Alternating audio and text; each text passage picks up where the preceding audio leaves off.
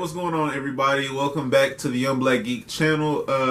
We are talking The Promised Neverland, as you guys can see by the title of the video. And this is actually the second video of the week. I'm happy to have changed the format of, like, my upload schedule is fitting me a lot better and being consistent and all that. But I want to hop right into this chapter, so no real, like, updates and anything like that. There's no way that Norman's about to go die. And I know I kind of stressed that earlier this week, but this chapter kind of cemented it, and we're left off with this cliffhanger where he's in the hallway or this room or beyond the gate, and he says, there's obviously something that didn't go according to Mom's plan.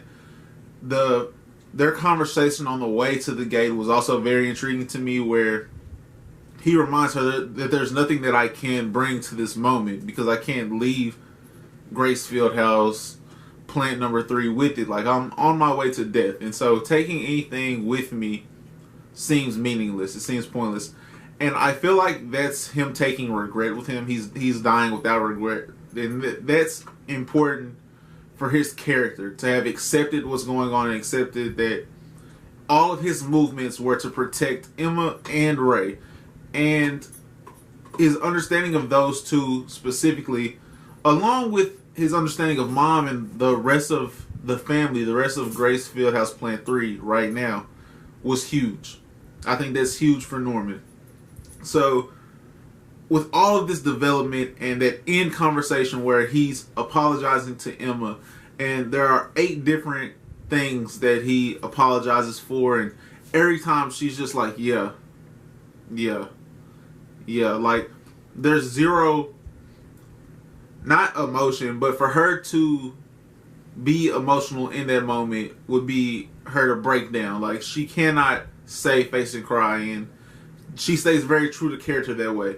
And I like that Norman notes in his monologue, in his thoughts, I guess, he notes how true to herself she always is. Like, she never changes from the Emma she's supposed to be. For us as readers, that's huge. That's absolutely huge that we get the same Emma day in and day out. And on top of getting the same Emma, we also kind of get the same Ray. Where I want to say it was Crone, or maybe a conversation between Isabel and Crone. I can't quite remember. But it was earlier in the series where it had to have been Crone, where she's addressing the big 3 and tells them all of their weaknesses, where Norman, you were a sick child early on and were physically, weak, and so they kind of slowed up your physical development. And Emma, you're very naive and very hard-headed. Like, you don't understand everything about the world and about people's motives. You're probably too trusting. But on top of that, you're stubborn once your mind's set to something. And Ray, you're quite the opposite. You're extremely bright. You're extremely perceiving. But you're also very quick to give up. As soon as there's an obstacle, you're the one that, like, if I knock out your first plan, your counter plan isn't coming as strongly. And there isn't a counter to that. Like, you're not a third move. You're ready to cash it in and move on to the next game. And so where he, and maybe this is a moment of growth from that. I would love to see that for him, where the reason he didn't show up and is staying in the infirmary is because he has another side plan working, and he's trying to accomplish his main goal of get Norman and Emma out, and then Don and Gilda have been added on to that. So we know that was always his main goal, is get the oldest kids out. That's all he ever focused on, because that was the objective he felt he could complete the best. The quickest was that. And so I feel like maybe that is a shift in his character. That would be huge. And not even a shift, but a true progression. True character progression. True development for him to show some resiliency. To show some perseverance. I would love that. Now, Don in this chapter is drawn. It's one specific panel.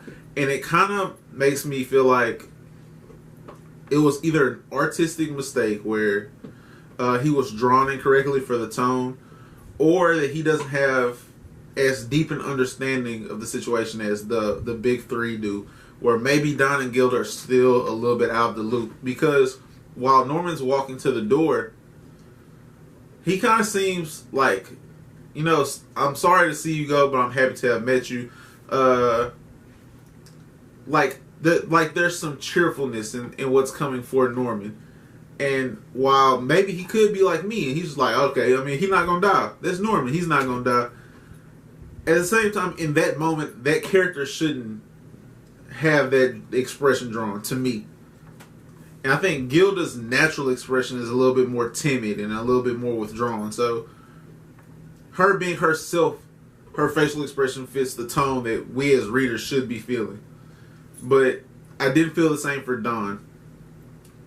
Lastly, the last thing I really want to touch on in this chapter, and then we'll give a quick channel update, I guess. But the last thing I really want to touch on in this chapter was the resiliency or perseverance that Emma shows in her hard-headedness. Because I feel like that she's the character, honestly, here that gives you the most to digest.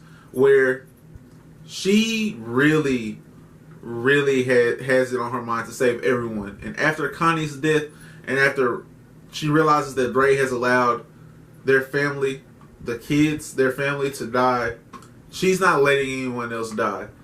And as central a character as she is, I think that does extend to Norman past this chapter. I think that she is going to find a way, or even if it's not directly through her, there's no way that Norman's going after this.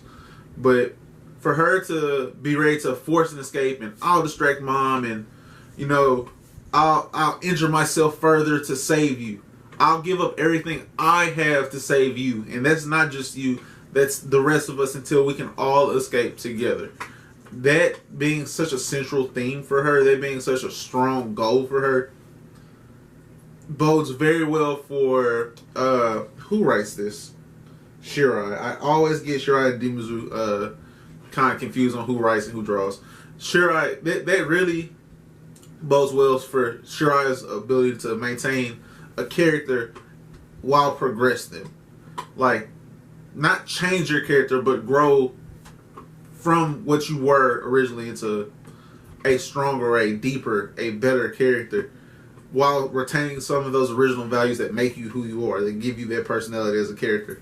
And her resiliency to keep Norman alive is huge.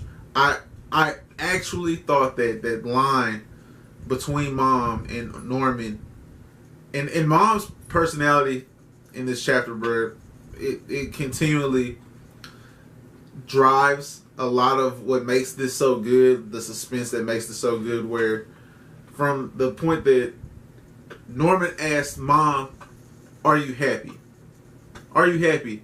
And she's like, I am happy. Like, you're a kind child, and you're going to allow Norman and Ray to live out the rest of their designated time, and I'm happy to have met you and have had you in my life. On top of that, in that same 30 minutes prior to that, she had just threatened to kill Emma for making a ruckus. And so it shows how, I guess, twisted a character can be or can come off as, where she can be so loving and nurturing, and that's what draws the younger kids in, and that's what had drawn them in to Mom, minus Ray, who had remembered his origin there. It shows the trap that can be set. It shows like how you attract more with honey. That's her, the honey. That's her showing that sweet compassion and genuine praise. That seemed genuine what she said to Norman. But she still has like the deceptive capability, and I mean she has the will to kill. She can kill with that type of purpose as well. She can flip that same switch, man. All of the major players in this chapter I was a big fan of. Now, I do think that this next chapter, 31, is going to be ridiculous. I can't wait to read that. And because the suspense is built up from this chapter, and we got to get a lot of information out of chapter 30 that leads to something coming up for 31.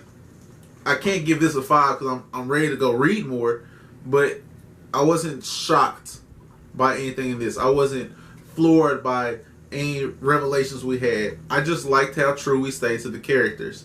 I liked how we are growing the personalities of these characters, minus Don's face in that one panel. That's going to be it for me, guys. That's a 4 fire emoji chapter for me for sure. Like this video if you liked it. It does go a long way. Subscribe to the channel if you're new, and hit the notification bell so you know when new videos drop. In the comment section below, just let me know which character's path into, I guess, a greater character. Whose growth as a character are you enjoying the most? Is it Emma's continual resistance or resiliency? Is it Norman trying to do his best? His original goal is to save everyone, even if it costs him himself. Which is funny because it's exactly how Emma is, and we always see him talking about how much he wants to be like Emma, how much he wants to follow Emma's lead and have her mindset. And because he is showing that she has an issue with it, or is it Ray? Is it Ray? And I don't want to say like his Wizard of Oz, the lion asking for courage, but him having to grow out of his shell of giving up on people and on situations that don't go his way originally. Is his growth from that what you're most following? I'm interested to see what you guys have to say about that. Have a great rest of your day. Come check out some more videos, because I'm sure with as good as this is, there's going to be even better content. I mean, even better chapters, all of that. That's going to be it. Call anything? Nope. Peace, guys.